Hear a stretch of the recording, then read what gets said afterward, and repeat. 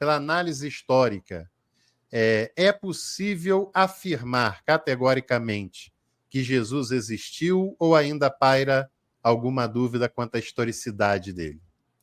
E afirmar com 100% de certeza absoluta que Jesus existiu é uma coisa que é impossível de nós fazermos, porque o que nós temos de registro sobre ele são documentos, e não são documentos que foram escritos pelo próprio Jesus. Então, no contexto histórico, é impossível dizer que tem 100% de certeza.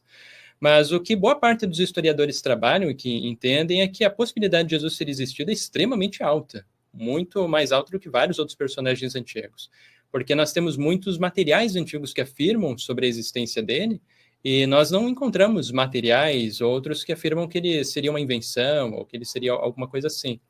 E também uma outra coisa que é bastante relevante para o contexto da historicidade de Jesus é a distância em que esses autores escreveram a respeito de quando ele deve ter existido. Sim. Então, sabendo que Jesus existiu ali nas primeiras décadas do primeiro século, as primeiras fontes que mencionam Jesus como sendo uma pessoa que realmente existiu são as cartas autênticas do apóstolo Paulo. Foram desenvolvidas cerca de apenas 20 anos depois da morte de Jesus por crucifixão. Então, é ali que nós temos os primeiros materiais que registram a sua existência. Então, por exemplo, ali em Paulo nós temos em Romanos capítulo 5, verso 15, que menciona Jesus como sendo um homem. Temos também em Gálatas capítulo 4, verso 14, que menciona como ele sendo nascido de mulher. Romanos capítulo 1, verso 3, que menciona que Jesus seria da semente de Davi, o que indica que para o apóstolo Paulo, como ele é da semente de Davi, ele é um homem real, porque não tem como você ser da semente de Davi se for um espírito ou alguma coisa assim, é uma questão material que tem ali. Também o apóstolo Paulo informa que Jesus teria ensinado sobre divórcio, conforme nós encontramos em 1 Coríntios, capítulo 7, verso 10, se não me falha a memória. Então, essas são as fontes mais antigas que mencionam a Jesus como tendo existido. Com base no apóstolo Paulo, o que nós podemos afirmar é que Jesus era um homem judeu que trouxe alguns ensinamentos e que foi crucificado, que é o que nós podemos saber. Aí, depois disso, é que nós começamos a ter outras fontes sobre Jesus, que daí são fontes que têm ali alguns problemas. É claro que o apóstolo Paulo nós também poderíamos problematizar em relação a ele, porque ele não teve um contato direto com Jesus, ele não estava ali vivendo junto com ele, presente no momento da vida de Jesus. Mas ele é uma fonte valiosa porque ele esteve em contato direto com os discípulos de Jesus, como é o caso do discípulo Pedro, Tiago, que é considerado o irmão de Jesus, essas coisas assim. Então, é uma fonte bastante importante para nós estabelecermos a existência de Jesus como um personagem histórico. Então, para entender que Jesus não existiu ou alguma coisa assim, teria que encontrar formas de jogar todas essas epístolas fora, como se Paulo propriamente também não tivesse existido ou algo assim. Então, é por ali que os historiadores vão. Então, considerando que a plausibilidade de Jesus ter existido é realmente bastante alta.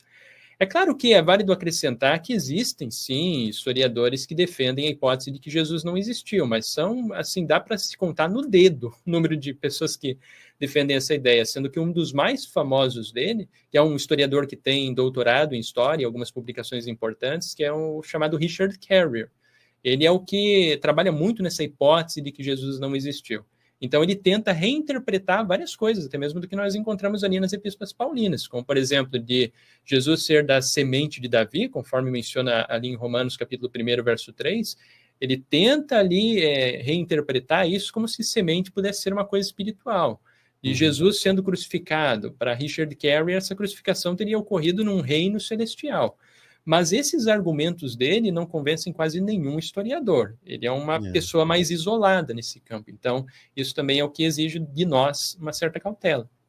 Agora, para estabelecer também a historicidade de Jesus, sobre seus ensinos e outras coisas, o que nós também temos são, depois das epístolas paulinas, que foram as autênticas, né, que foram desenvolvidas entre os anos 50 e 60, nós temos os evangelhos, que fazem parte ali do Novo Testamento, sendo que o primeiro deles, muito provavelmente, é o Evangelho de Marcos, foi desenvolvido ali por volta do ano 70, 75.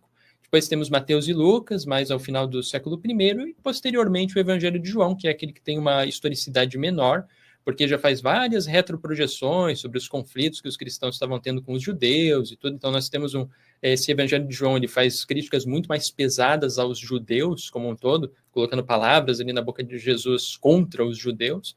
e que indica que ele tem uma menor historicidade por conta dessa distância muito maior que ele tem em relação à vida do Jesus histórico, que seria um evangelho desenvolvido ali nos inícios do século II, muito provavelmente. E depois disso também nós temos algumas fontes que não são cristãs, que são do mundo greco-romano, como, por exemplo, a fonte de Plínio, que ele menciona ali no início do II século, ele afirma que existiam cristãos que cantavam hinos a Jesus como se fosse um deus. Temos também Tácito, que menciona a respeito de um Christus, né, que vem do nome cristãos, não é Crestus, Crestus é Suetônio.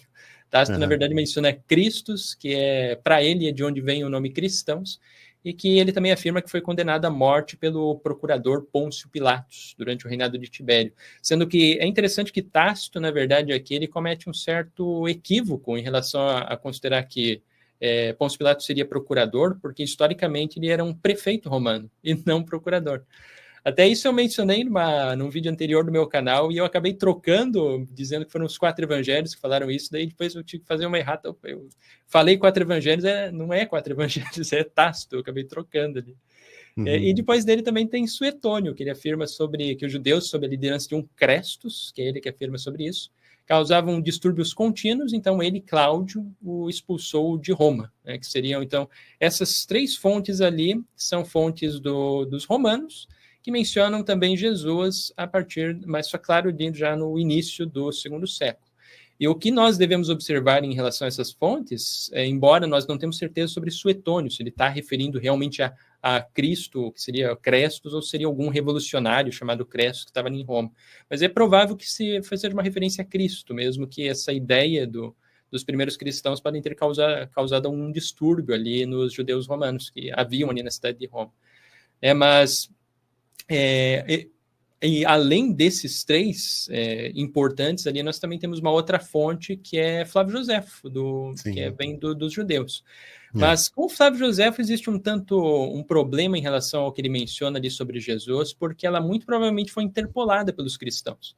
Porque ele menciona ali que depois de 3 dias ressuscitou dos mortos, as coisas assim. Então, da forma como o texto dele está escrito, para Flávio Joséfo escrever isso que está escrito ali, ele teria que ser cristão, que ele não era.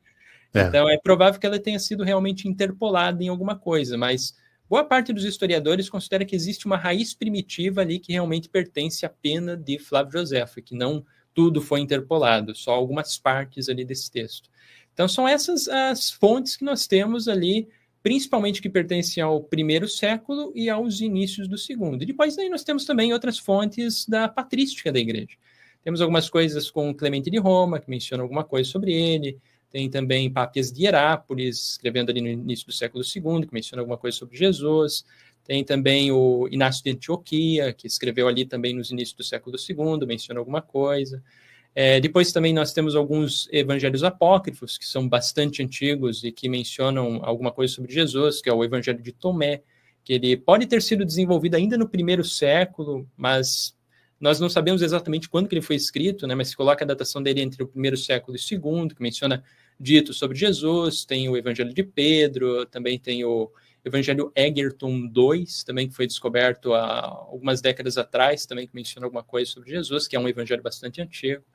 Então, isso tudo nos ajuda a compreender e a estabelecer que Jesus é uma pessoa que realmente existiu, sendo que nenhuma fonte antiga, absolutamente, nós não encontramos nada que indique que Jesus seja uma criação e que nunca tenha existido. Todas essas fontes tratam ele como um homem que realmente existiu. É por isso que os historiadores entendem que a plausibilidade histórica de Jesus é realmente bastante elevada. É por conta de todas essas fontes que nós temos e nenhuma fonte contrária ou nenhuma hipótese que levantaria ali o nascimento do cristianismo sem um Jesus histórico, que seja uma hipótese realmente plausível e uma hipótese bem fundamentada. Nós não temos nada disso no campo da história. E aí, gostou do corte que você acabou de assistir? Então não se esqueça de deixar a sua curtida, de se inscrever no canal e aproveite também para visitar a descrição desse vídeo, porque lá tem um material muito rico que certamente vai te interessar.